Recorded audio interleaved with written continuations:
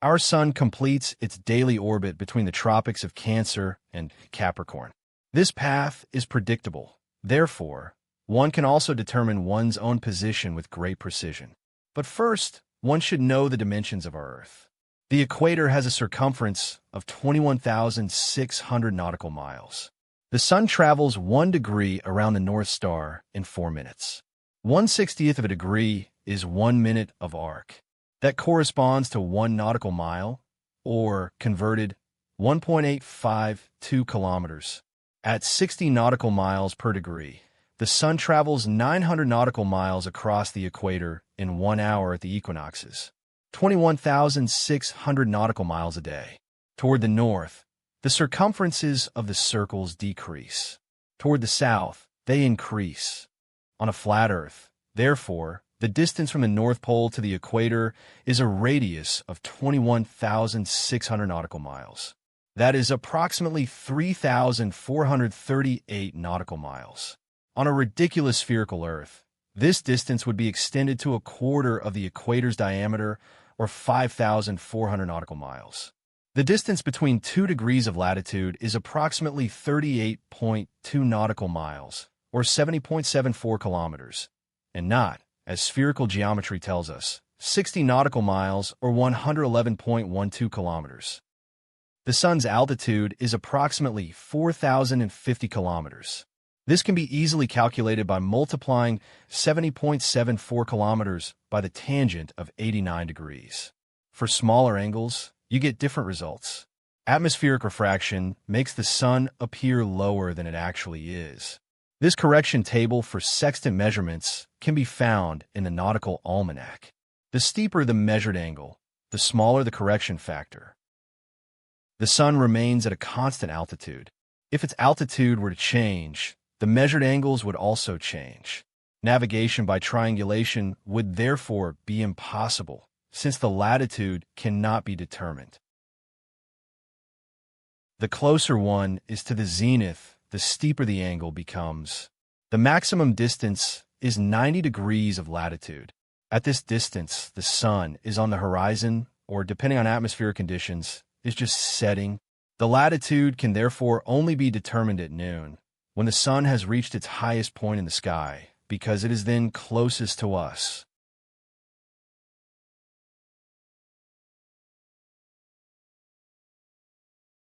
Determining the longitude of your current location, however, is a bit more complicated, since the sun remains at an apparently constant altitude for about 4 minutes at noon.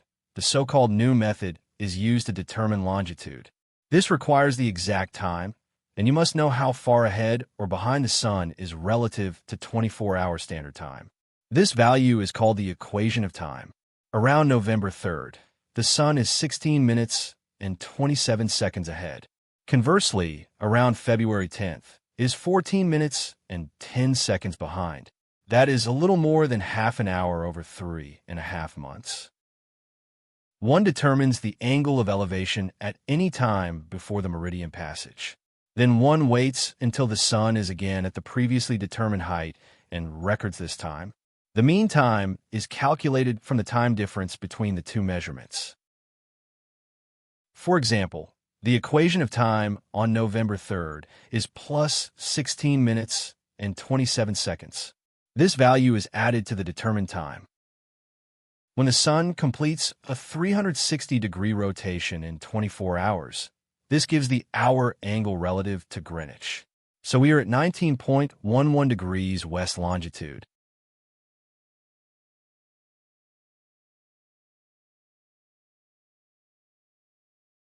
In February, the value of the equation of time is subtracted. At this point, you are at 11.457 degrees west.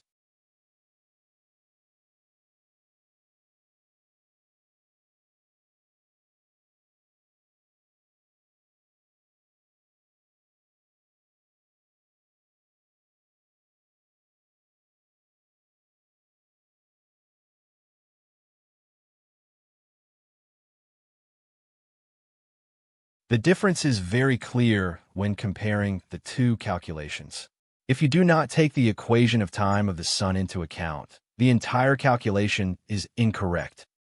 However, you also need the exact zenith position of the sun. This data is taken from the Nautical Almanac. It contains the coordinates of the sun, moon, and stars for every full hour of the year. The time refers to UTC time or the Greenwich meridian. All celestial bodies are listed on 2 pages for 3 days at a time. On the left is the page for stars and planets. In the right column, the navigational stars, the brightest stars from various constellations, are listed. However, the longitude specification here is slightly different from that of the sun and moon. It refers to the sidereal hour angle. This angle is added to Aries, the vernal equinox, which completes one rotation around the North Star with a starry sky in 23 hours, 56 minutes, and 4 seconds. This is the right ascension angle, and it is treated the same for both northern and southern stars, which in turn proves that all stars move in the same direction. Next to it is the latitude. DEC stands for declination. If you compare these values for different days of the year in the Nautical Almanac, you will find that the value changes only minimally within a range of a few arc minutes. The entire starry sky wobbles around the North Star, which also traces a minimal circle, invisible to the naked eye, yet significant enough to be taken into account in navigation. The second page is for the sun and moon, including rise and set times, as well as the equation of time for the 3 days listed.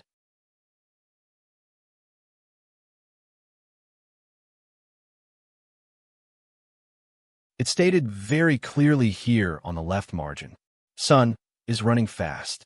Sun is running slow. Only on 4 days a year, when the curve crosses the center line, is our sun at the mean solar time of 24 hours. That is why, even on time and date, the time of true noon is calculated using the equation of time. There, too, we are told that the sun changes its speed. A rotating globe would have to accelerate and decelerate its rotational speed as if by magic, and all this without us noticing a thing.